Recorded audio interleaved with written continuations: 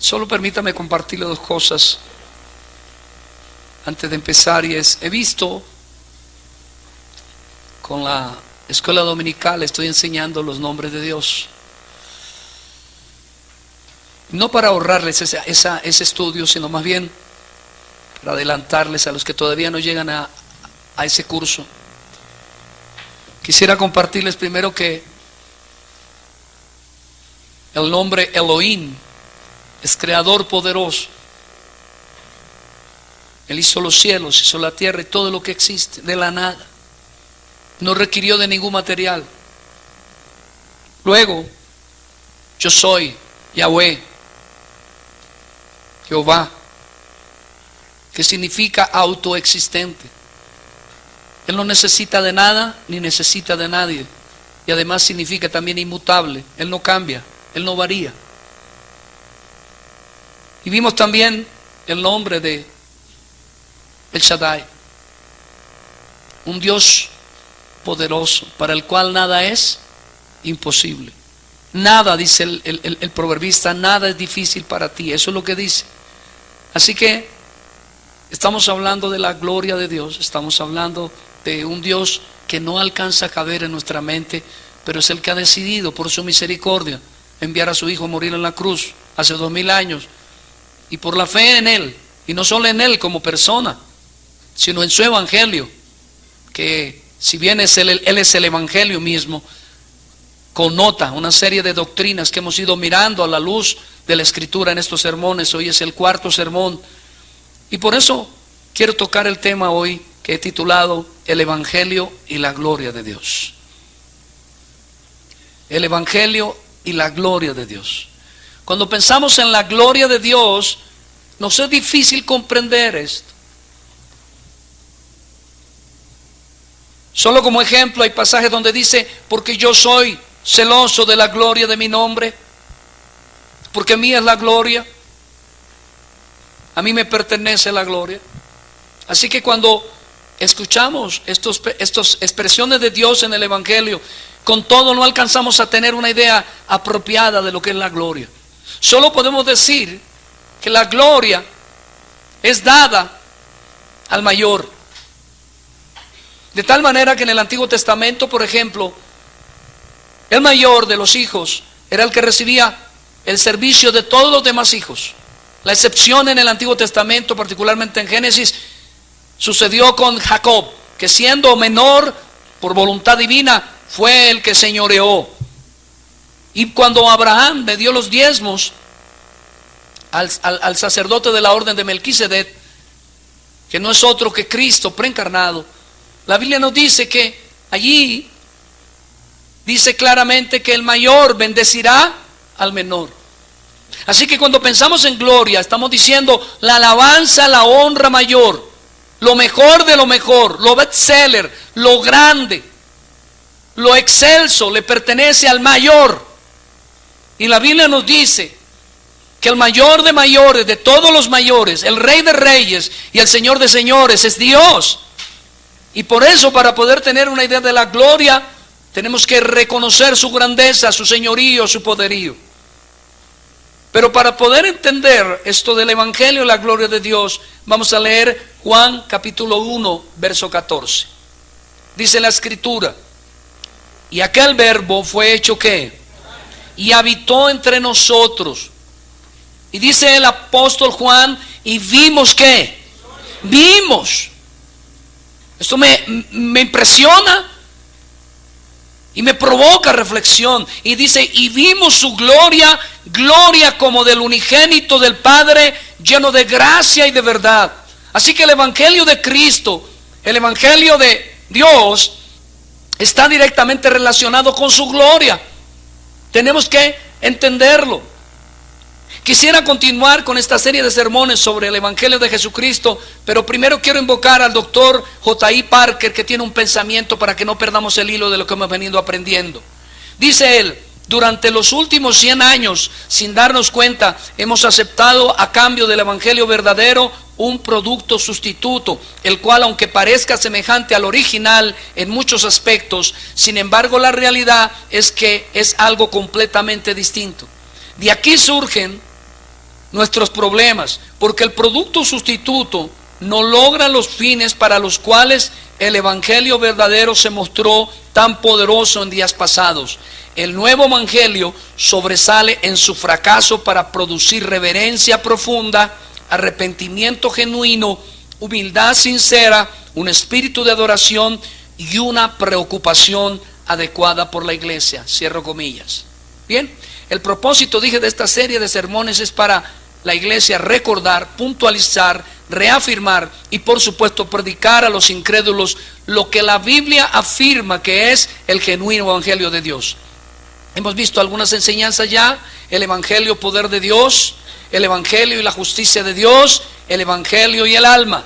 En este último insistimos que misericordia y verdad son inseparables y que por tanto un evangelio donde está ausente la de Dios su ira justa, la justicia y el castigo divino sobre el pecador y el pecado, Cristo en nuestro evangelio, no corresponde al verdadero evangelio predicado por Jesús y sus apóstoles.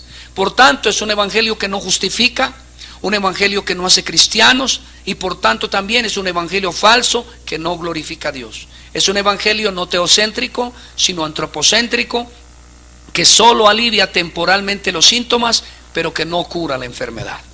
Así que hoy nos vamos a meter en el tema, dije, de la gloria de Dios.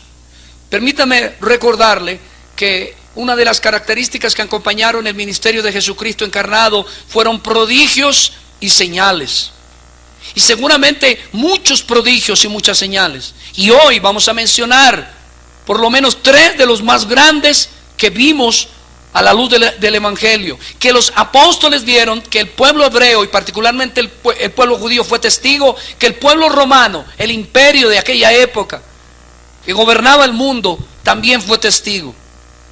Primer punto, la gloria de Cristo. Mire lo que dice Juan capítulo 17 verso 24.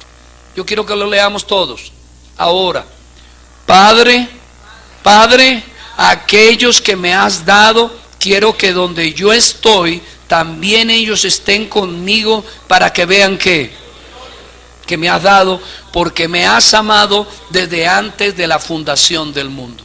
Cuando Cristo vino a la tierra, el deseo de Cristo era mostrar la gloria de Dios. Yo quiero, dice Él, que estos vean mi gloria. Yo quiero que estos vean tu gloria. Yo quiero que tú te glorifiques en mí. Yo quiero que vean un poquito, que degusten, como dice en hebreo. Ese término les es claro: degustar, saborear. Que degusten un poco de lo que será para aquellos que aceptan el evangelio su vida eterna. Que vean un poquito, apenas unas briznas, unos pequeños destellos de lo que soy yo en mi gloria. Yo quiero que sea así, es lo que está pidiendo Jesús. Así que el evangelio no vino solamente para salvar almas. El evangelio no vino solamente para perdonar pecados. El evangelio no vino solamente para que el que cree se salve y el incrédulo sea reafirmado en su condenación, sino que el evangelio vino para mostrar la gloria de Dios. Donde quiera que llegue el evangelio, la gloria de Dios es manifiesta. Donde quiera que llegue el evangelio. Porque Cristo vino y dijo: yo quiero que vean mi gloria. Parte del gran propósito del evangelio es la gloria de Cristo. Cristo quiso que viéramos su gloria. En primer lugar, quizá uno de los hechos portentosos que los impíos no pueden ver, pero que nosotros los creyentes podemos ver, es la concepción virginal. Esto a veces nos parece gracioso. Yo he estado en escuelas dominicales y aún en algunos seminarios tratando de enseñar temas que atañen a la virginidad de María, y nos parece inclusive hilarante y gracioso. Pero si usted lo mira desde una perspectiva práctica, usted va a encontrar que a María le ocurrió algo totalmente glorioso. Sin relaciones sexuales, sin conocer varón, en un abrir y cerrar de ojos, su vientre tenía vida, y una vida no cualquiera, una vida sobrenatural, porque el que nacía del vientre de María, a diferencia de todos los humanos que hasta ahí habían nacido, nacía con vida espiritual. Por eso en Apocalipsis capítulo 1 lo llaman el primogénito entre los muertos. Fue el primero que nació con vida y el único hasta hoy. El primero que nació con vida, porque todos, dice la Biblia, todos nacemos muertos en nuestros delitos y pecados. Pero la gloria de Dios, desde el mismo momento de la concepción, llegado el tiempo, el vientre de María es inflado. Piensen en esto, hermano. La palabra de Dios nos enseña que allí no hubo intervención de esperma masculino, que fue la sombra del Espíritu Santo quien cubrió a María y puso a Jesús en su vientre, en cigoto, para desarrollarlo luego como el feto, y pasados los meses se hiciera el niño, y llegado el tiempo fuera alumbrado, y pasados 30 años se manifestara como el Salvador del mundo, que era esencialmente para lo que venía. Pero noten que desde el mismo entrada de Cristo al mundo, la gloria de Dios es manifiesta. Y ni hablar, hermano, y ni hablar de todo lo que rodeó históricamente el momento. Magos que vienen, reyes de otros lados que vienen guiados por una estrella que aún la ciencia no puede explicar, y por supuesto tampoco nosotros, y le guía hasta el mismo Belén. Y pastores que mientras el bebé está siendo alumbrado, ven los cielos abiertos y millares y millares y millares de ángeles que proclaman que el Señor ha venido a nacer. Así que note usted, es muy importante que usted note esto, que Dios desde el comienzo en Cristo quiso mostrar su gloria. Amén. Todo lo que aconteció alrededor de Cristo no fue otra cosa que Dios mostrándose, dándose a conocer. Pero además de esto, se reservó hasta que comienza su ministerio, y su primer milagro es transformar el agua en vino. No solamente al nacer dijo: yo tengo poder para dar la vida, yo puedo sin necesidad de esperma humana hacer un hombre como lo hice en el Edén, sino que además muestra su gloria al mostrar el poder sobre la naturaleza, y Cristo convierte el agua en vino. Pero además de eso, las enfermedades. ¿Qué son las enfermedades? Yo hace algún tiempo estaba diciendo que Cristo, si no lo hubieran matado en la cruz, nunca hubiera muerto. Marcos capítulo 9, verso 2 al 7 dice lo siguiente. Todavía no sé si está en pantalla, pero yo quiero que lo escuchen y algunos lo ubiquen si es posible. Marcos 9, 2. Ok, gracias. 6 días después, Jesús tomó a Pedro, a Jacobo y a Juan y los llevó aparte solos a un monte alto y se transfiguró delante de ellos. Sus vestidos se volvieron como resplandecientes, muy blancos como la nieve, tanto que ningún lavador en la tierra los puede hacer tan blancos. Y les apareció Elías con Moisés, que hablaba ¿con quién? Con Jesús. Entonces Pedro dijo a Jesús: Maestro, bueno es para nosotros que estemos aquí, hagamos 3 enramadas, una para ti, otra para Moisés y otra para Elías. Porque no sabía lo que hablaba, porque estaban como espantados. Y entonces vino una nube que les hizo la sombra, y desde la nube una voz que decía: este es mi Hijo amado, a él oíd. ¿Cómo se titula el primer punto? La gloria de Cristo. Hemos repasado todos los portentos, todas las señales desde su concepción virginal, para mostrar que Él no necesita esperma humana para producir la vida. Hemos visto, lo digo por causa de la grabación del video, hemos visto hasta ahora que Dios le dio vista a los ciegos para mostrar que venía a hacer luz para salvación, que levantó a los paralíticos para mostrar que el pecado que tiene paralizado y esclavo al hombre ahora venía a ser quitado. Sanó leprosos, tipo, símbolo de la lepra, del pecado en el hombre. Y también resucitó muertos para mostrar que Él es la resurrección y la vida.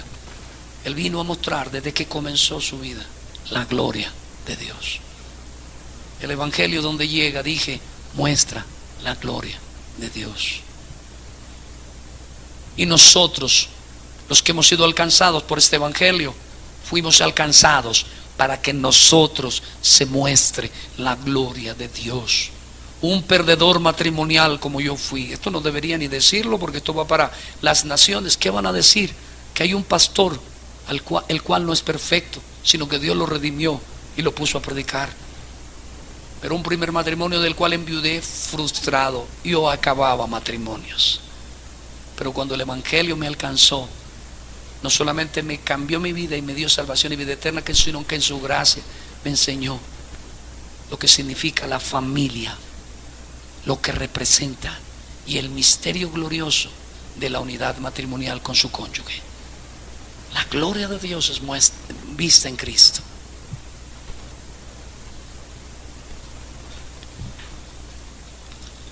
Y en este pasaje que acabamos de leer, la Biblia nos dice que Jesús subió al monte, se transfiguró, quiere decir, se dejó vislumbrar un poco de su gloria, tan resplandeciente que los vestidos eran ¿qué? ¿Cómo eran los vestidos? Terriblemente blancos, tan blancos que los ojos de aquellos se espantaban, estaban asustados. Y el Señor Jesús vino a mostrar apenas una poca de la gloria que espera a todos aquellos que invocamos su bendito nombre.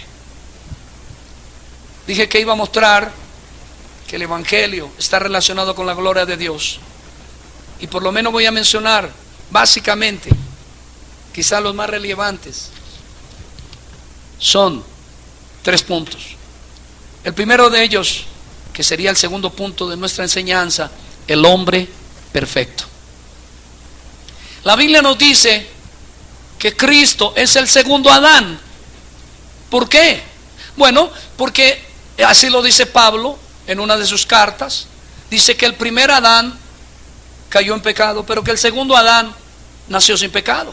El primer Adán era alma viviente y el segundo Adán, dice él, era espíritu vivificante. Quiere decir que no solamente era espíritu, sino que era el mismo espíritu divino trayendo vida a los muertos. Así que, en primer lugar, un hombre que nace 100% hombre y 100% Dios, pero que determinó en su soberanía no echar mano a su divinidad. ¿Usted alcanza a comprender eso? Quizás recuerden cuando Pedro saca la espada, cuando Jesús en más de una ocasión es agredido y detiene a sus discípulos diciéndoles: si yo quisiera, traería millares de ángeles, pero no lo hizo, porque él decidió vivir todo su ministerio desde su nacimiento hasta su muerte, y vivirlo en términos meramente humanos. Algunos dicen, el Señor Jesús, cuando le dice a los discípulos, ellos le preguntan: Señor, ¿y cuándo será el regreso? ¿Cuándo serán estas cosas que tú has advertido serán? ¿Y qué contestó él? No lo sé. ¿Y por qué dijo que no lo sabía? Porque no lo sabía. Dios sí lo sabía, pero él se vea sujetado en su misteriosa persona, 100% Dios y 100% hombre, se vea limitado a ser un ser humano. Pero ¿cómo se titula el punto? El hombre ¿qué? Perfecto. ¿Y por qué lo meto allí? Porque la gloria de Dios se ve en la perfección. Alguien dijo: defíname la sabiduría de Dios. Y la respuesta es: la sabiduría de Dios es esta, que Dios todo lo hace perfecto. Perfecto. Me alegra ver al hermano que tuvo un accidente con su dedito, porque aún ese accidente fue una manifestación del propósito de Dios perfecto. Porque la perfección de Dios va más allá de lo que imaginamos y entendemos. Pero hablando en términos de hombre, cuando Dios hizo a Adán y a Eva, los hizo ¿cómo? Perfectos. Pero ellos decidieron pecar. Pero este segundo hombre, el hombre perfecto, no solamente nació sin pecado en un mundo de pecadores, por eso es el primogénito de entre los muertos, sino además, este es un hombre cuya naturaleza era totalmente santa. Santa. Piensen en eso. Piense usted en la posibilidad de conocer un hombre que no peca ni de pensamiento, ni de palabra, ni de acción. Piense en eso. Piense que mientras caminaba, la gente decía: ¿quién es este que habla con tanta autoridad? Y hay un pasaje en la Biblia donde Jesús mismo dice: ¿quién de vosotros me redarguye de pecado? Si yo saco una lista de pecados aquí: ladrón, mentiroso, embustero, infiel, envidioso, engañoso, adúltero, soberbio, homosexual, ratero, pícaro y otra serie, y saco una buena lista, y yo digo después: si alguno de sus pecados usted tuvo, póngase de pie. ¿Cuántos nos pondríamos de pie? Todos. Pero Jesús se paró y dijo: póngase de pie, paráfrasis mío, póngase de pie el que me acusa de algún pecado o que me redarguye, que es más profundo, porque acusar es porque lo vi, pero redarguir es que aunque no me hayan visto mis pecados, la conciencia me es avivada y comienzo a sentir vergüenza sin que nadie me haya dicho nada. Como el chino chiquito que se comía el chocolate, y cuando la mamá entraba y todo, no habiendo muestras de nada en ningún lado, él se quedaba mirando a la mamá así y le decía: yo no me comí el chocolate, mamá. ¿Entiende lo que es redarguir? El niño, la mamá ni siquiera venía pensando en el chocolate, pero el niño se sentía como. Y Dios, Jesús dijo: ¿hay alguno aquí que me redarguya de pecado? Así que dentro de su ser interno, dentro de su alma, porque él también fue alma al nacer, no había absolutamente nada oscuro. No había infidelidad, no había murmuración, no había traición en él, no había codicia, no había malos deseos ni deseos engañosos, no había nada. Imaginen. Así que el evangelio vino a mostrar la gloria de Dios, y uno de los puntos es: vino a mostrarnos el hombre perfecto, el hombre que tú y yo debiéramos ser, el hombre que tú y yo debiéramos ser.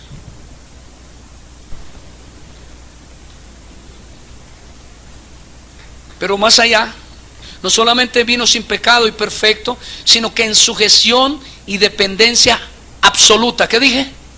Grite, hermano. ¿Dependencia qué? Mire, hermano, uno tiene ratitos en el día. Yo le pongo que uno tiene 2 o 3 minutos en el día de dependencia de Dios. Yo creo eso. En el mejor de los casos, unas horas. No sé quién lo ha logrado, pero seguramente los hay. Pero Él, las 24 horas del día, cada hora, cada minuto, cada segundo, cada acción. Y muchos de nosotros decimos: Señor, voy a hacer este negocio, lo pongo en tus manos. Señor, me voy a elegir esta chica para casarme, la pongo en tus manos. O Señor, voy a ver si hago este viaje y lo pongo en tus manos. Pero el resto de cosas las hace sin siquiera pensar: ¿esto está de acuerdo? Pero Cristo, las 24 horas del día, y cada hecho, cada acción de Él fue en absoluta dependencia y sujeción del Padre. El hombre perfecto. El evangelio vino a mostrarnos al hombre perfecto, el hombre ideal, el que dice Dios: nosotros en fe ya somos, y un día se revelará en nosotros.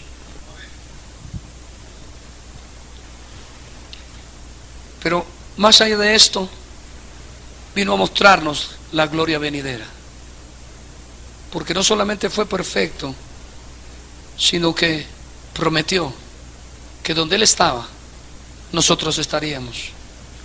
Que no nos conturbáramos ni nos confundiéramos por nuestro propio pecado, porque el pecado también conturba. ¿Cuántos de ustedes en la semana dicen: yo no siento que soy cristiano? Levanten la mano. No, qué vergüenza. Pero el Señor dice: no estéis turbados. Juan capítulo 14. Les conviene que me vaya. En la casa, en la gloria, en la eterna gloria de mi Padre, tengo muchas moradas. Voy a prepararlas para vosotros, y cuando estén listas, entonces volveré por vosotros. El hombre perfecto. Mire lo que dice la palabra de Dios en este punto, en 1 de Juan capítulo 3 verso 2. Amados, ¿Y quiénes son los amados? Los que hemos recibido ¿qué? El Evangelio. Amados, ahora somos hijos de ¿quién? Y aún no se ha manifestado lo que hemos de ser, pero sabemos que cuando Él se manifieste, seremos ¿cómo? ¿Cómo así? ¿Seremos semejantes a quién? A Cristo, no a Dios. Ahora, un momentico, pero Cristo es Dios. Sí, pero Cristo es hombre. ¿Y vino a ser el hombre? ¿A ser el hombre? Para mostrarnos lo que a su momento usted y yo seremos. Hombres y mujeres perfectas. Y aquí dice en este pasaje que por ahora no se manifiesta en nosotros. Por ahora discutimos con la esposa y nos dan ganas de morirnos. La ofendí, la maltraté, maltratamos al hermano. Hace poco hablaba con un hermano que por mi temperamento quizá malinterpretado, por mi mal genio, lo pude haber ofendido. Y aprovecho para pedirle perdón a toda la congregación, porque dice que no hay hombre que no haya pecado u ofendido al hermano. Pero déjeme decirle algo, la Biblia dice que cuando venga Cristo seremos hombres y mujeres perfectas. Así que el Evangelio vino a mostrar que la gloria de Dios. Y uno de los puntos principales, de mi opinión, es vino a mostrarnos el hombre perfecto. Piense usted que usted un día no va a tener el pecado en su corazón, porque ¿qué es lo que más le produce amargura? ¿De dónde vienen las peleas entre los matrimonios? Pues entre las parejas. No se oye. ¿De dónde vienen las envidias? ¿De dónde vienen las guerras? Los adulterios. Todas las maldades de esta tierra, ¿de dónde vienen? Del pecado. Pero la Biblia dice que los cristianos un día no tendremos nada de pecado, nada y absolutamente nada. Que por ahora combatimos contra él, que por ahora oramos y luchamos para no caer en tentación bajo la gracia de Cristo. Pero a su tiempo no tendremos pecado. Pero además dice, no tendrán enfermedad. La muerte no se señorea ya de ustedes nunca más. Y todo será un gozo eterno e inefable. Siguiente punto, hermano. Dije, estamos viendo en el Evangelio la gloria de Dios. Vimos al hombre perfecto. Ahora digo, venció la muerte. El tema central de la predicación apostólica, sin dejar los demás aspectos del Evangelio, fue la resurrección de Cristo. Así que el Evangelio no es conductismo que propone sin más imitemos a Cristo. Se puede intentar esto, es decir, imitar a Cristo y tener cierta medida de éxito. Gandhi, ¿cuántos han oído de Gandhi? Era el gran revolucionario de la India. Sin aceptar el Evangelio de Cristo, asumió el Sermón del Monte como una especie de código de ética humano general y pretendió imitar a Cristo en su filosofía y estilo de vida. Pero todo esto fue una charada, porque él mismo decía lo siguiente: puedo aceptar a Jesús como mártir, como expresión de sacrificio, como maestro divino, pero no como el hombre perfecto que jamás haya nacido. Su muerte en la cruz fue un tremendo ejemplo para el mundo, pero mi corazón, dice Gandhi, se niega a aceptar que haya habido algo allí que pueda considerarse una virtud misteriosa o milagrosa. Es decir, Gandhi admiraba a un hombre llamado Jesús, pero nunca conoció el verdadero Evangelio. Puede ser que hay alguien aquí sentado que admire a Cristo, pero nunca ha aceptado el Evangelio como está revelado en la Escritura. Ahora, es un error pensar que mientras estemos esclavos del pecado podemos siquiera intentar imitar a Cristo. O como dice el doctor Martin Lloyd-Jones, pero gracias a Dios no se queda ahí. No hay nada más necio que la idea que debemos imitar a Jesucristo. Imposible. Él es Dios así como hombre, libre de pecado, puro, perfecto. ¿Quién puede imitarlo? Póngase de pie. Y eso no es todo, dice Martin Lloyd-Jones, porque ¿cuál fue el motivo para que viniera? Bien, no fue simplemente para hacernos saber cómo debe ser el hombre. Cristo no vino, como algunos piensan, a dar unas clases de moral. A ver, hermanos, ustedes tienen que portarse así y asá. Cristo no vino a eso. Ya dijimos que Cristo vino a darnos un nuevo corazón, a hacernos nuevas criaturas. Cristo vino a mostrar la gloria del Padre. Cristo vino en razón a vencer a nuestros enemigos. Porque una pregunta, dice Martin Lloyd-Jones, ¿por qué fracasamos en la vida? ¿Por qué fracasamos? ¿Lo hacemos por causa de nuestra debilidad? ¿Por causa del poder del diablo? Ahora pregunta Marty Joy John, ¿por qué peca el hombre? Por causa del poder de la tentación y del mal. ¿Por qué teme el hombre a la muerte? ¿Por qué teme el hombre a la muerte? Todos tememos a la muerte por naturaleza. Quizá aparentemos que no es así. A veces silbamos como niños para mantener nuestro valor en la oscuridad, pero toda la raza humana está sujeta a servidumbre por temor a la muerte. Leámoslo en Hebreos capítulo 2, verso 14. Mire lo que dice allí la escritura. Así que, por cuanto los hijos participaron ¿de qué? ¿A quién se está refiriendo? A los escogidos, a los elegidos, al pueblo que Dios antes de la fundación del mundo había elegido. Dice, por cuanto estos participaron ¿de qué? De carne y sangre, es decir, seres humanos. Él, ¿quién es Él? No se oye, ¿quién es Él? Cristo. Él también participó de lo mismo para destruir por medio de la muerte al que tenía ¿qué? Esto es ¿a quién? Y librar a todos los que por el temor de la muerte estaban durante toda la vida sujetos ¿a qué? A servidumbre. Una de las razones principales de lo que sucede en el mundo es el temor ¿a qué? A la muerte. Si la muerte, mediante la muerte, no hubiese llevado la muerte a la muerte, la puerta de la vida eterna estaría cerrada. Parece un trabalenguas. Si la muerte, mediante la muerte, no hubiese llevado la muerte a la muerte, la puerta de la vida eterna hubiera sido cerrada. Quiere decir que Dios en su misericordia vino a vencer al diablo por medio de la muerte. Abolió la muerte. Quiere decir que no hay muerte para los creyentes. Cristo implanta en ellos vida inmortal, el germen de la inmortalidad celestial, aunque los creyentes todavía tenemos que sufrir muerte natural. Y dice imperio, noten la palabra imperio, el imperio de la muerte. ¿Y qué dice? Porque es el poder. Satanás es fuerte, es el que controla la muerte. Denota que la muerte misma es un poder. Una vez extraña en la naturaleza humana, ahora se enseñorea de ella. El poder que la muerte tiene lo maneja el diablo. El autor del pecado es el autor de las consecuencias del pecado. Así como David, escúcheme bien, quitó la cabeza a Goliat con su propia espada, con la misma espada que el gigante solía hacerse a sus victorias, así el diablo, quien sembraba la muerte, sucumbió por medio de la muerte de Cristo. Cristo lo venció con su propio aguijón. Voy a repetirlo. Cuando David se enfrentó a Goliat, lo venció con una piedra, ¿lo recuerdan? Y cuando estaba ahí en el piso, cogió la misma espada de él y ¿qué hizo? Le arrancó la cabeza. Cristo tomó la muerte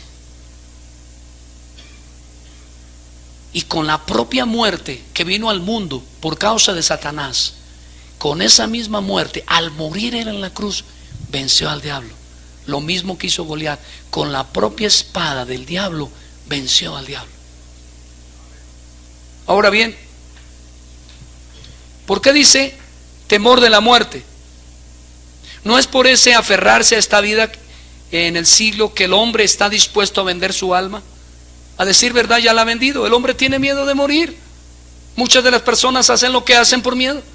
Miedo a la muerte. ¿Y por qué tienen miedo a la muerte?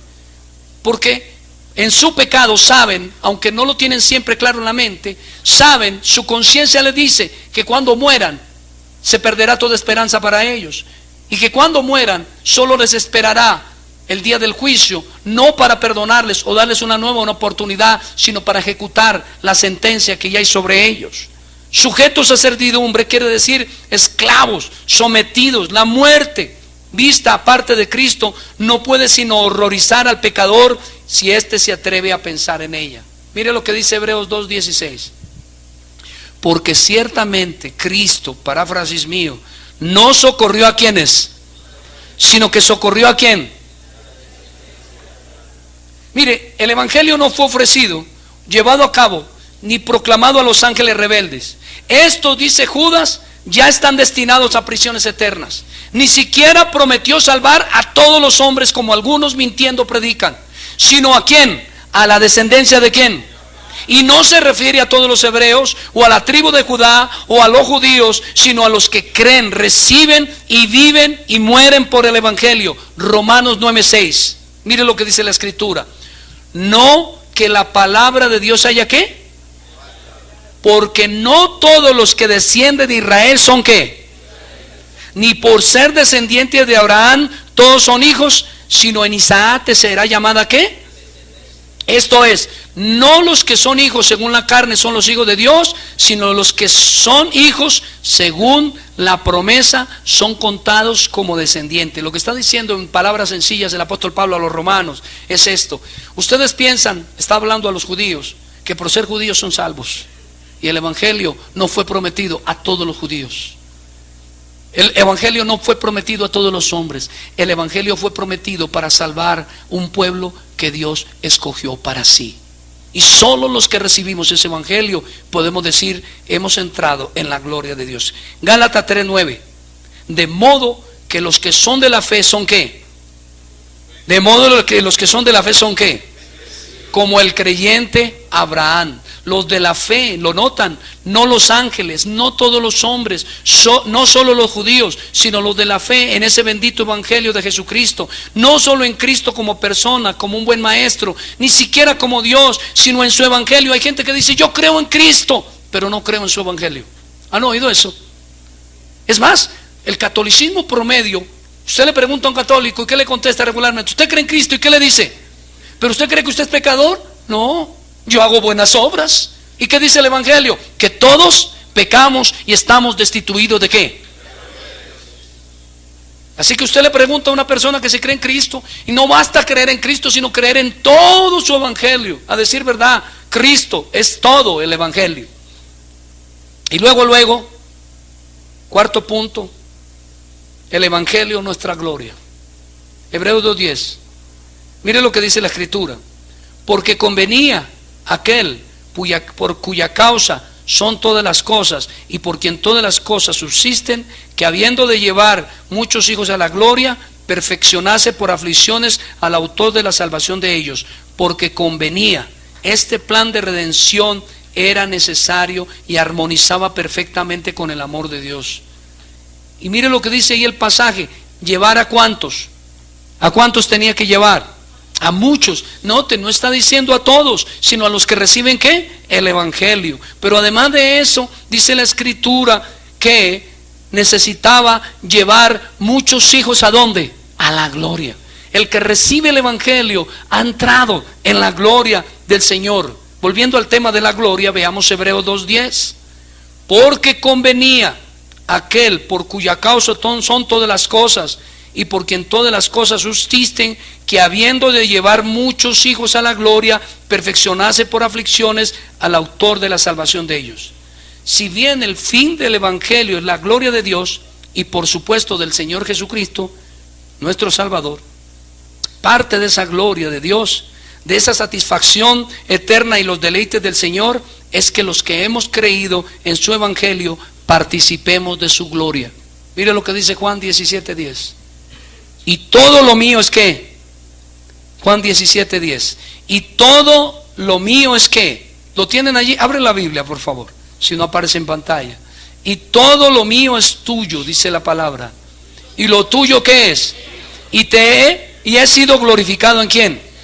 Lo que está diciendo Dios es: tu gloria es mía, Cristo. Mi gloria es tuya. ¿Y lo nuestro de quién es? De ellos. ¿Quiénes? Los que han recibido el evangelio. Miren lo que dice Juan 17:22. La gloria que me diste, yo les he dado para que sean uno, así como nosotros somos ¿qué? Uno. Quiere decir que Dios, cuando viene en nuestras vidas, nos da unidad.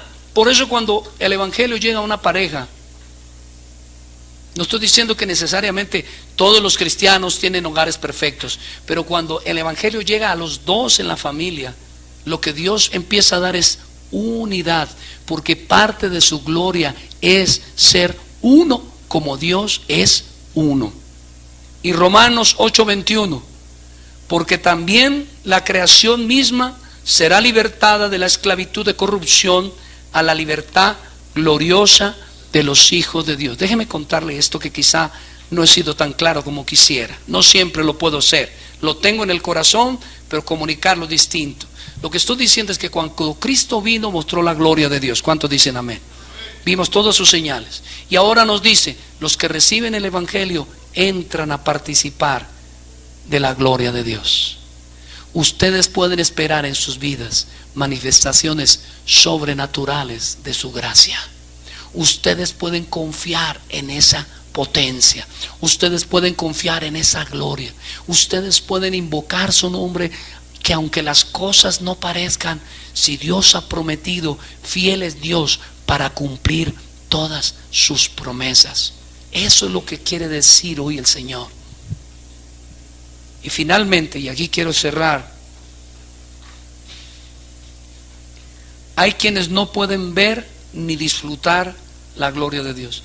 La gloria de Dios no es algo que todo el mundo pueda ver. Yo recuerdo en cierta ocasión una persona me decía: hermano, yo quisiera tener la paz que usted tiene.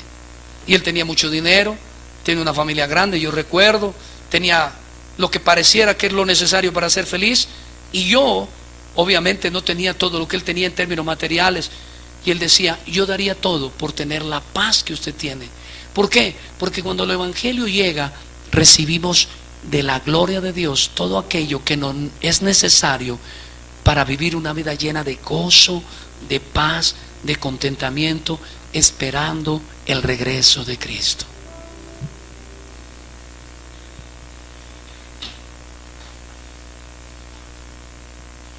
Permítame citar 2 de Corintios capítulo 4, versos 3 y 4. Hay quienes están cegados y sordos al evangelio, por eso no disfrutan las cosas de Dios. Por eso dicen: ¿usted cómo puede estar todo un día buscando a Dios? ¿Usted cómo puede estar leyendo la Biblia todos los días? ¿Usted cómo puede estar todo el día oyendo música cristiana? ¿Usted cómo puede todos sus amigos ser cristianos? No hay uno que se tuerza un día, aunque sea para sacarlo de la rutina. ¿Usted cómo puede vivir eso? Y yo le tengo una respuesta: porque su mente, si es usted el que piensa así, su mente está en tinieblas. Y por eso le dice: mamá, no te puedo entender. Papá, no te puedo entender. Yo no disfruto lo que tú disfrutas. A mí no me gusta como a ti te gusta. Y la respuesta es una: tu mente está en tinieblas. Porque eso es lo que dice la Escritura. Pero si nuestro evangelio está aún ¿qué? Entre los que se pierden está encubierto, en los cuales el Dios de este siglo cegó ¿qué? ¿De quiénes? Para que no le resplandezca la luz del evangelio de la gloria de Cristo, el cual es la imagen de Dios. ¿Qué estoy diciendo?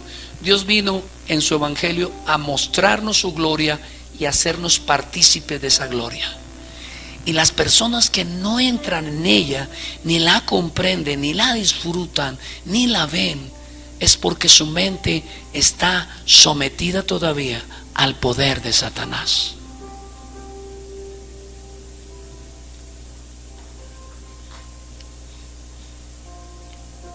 De los hombres, dice Pablo, están muertos en sus delitos y pecados.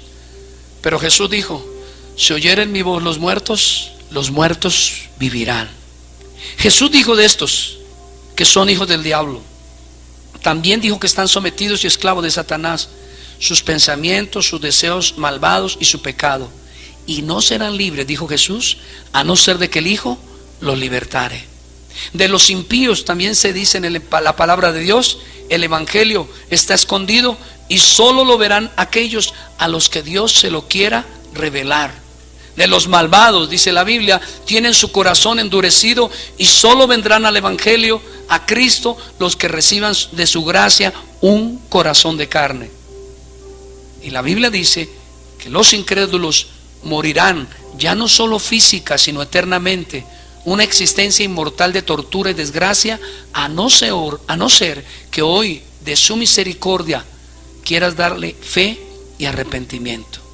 Pues solo el que cree es justificado, perdonado, adoptado y ve y disfruta desde ahora la gloria de Dios.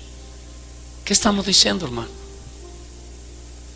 Quizás un lenguaje demasiado alto para nosotros, pero yo puedo decirle que donde llega el evangelio, la gloria de Dios se manifiesta. Y quien recibe el evangelio ha entrado no solo a ver, sino a participar en la gracia de la misma gloria de Dios. Y si usted no entiende el evangelio, Y si usted no disfruta el Evangelio, es porque probablemente su mente todavía está cautiva en el poder de Satanás. Y hoy vimos que el Evangelio vino para dar libertad a los cautivos. Así que vamos a tener un tiempo breve de oración para pedirle a Dios en su misericordia que manifieste la gloria de su Evangelio en medio de nosotros.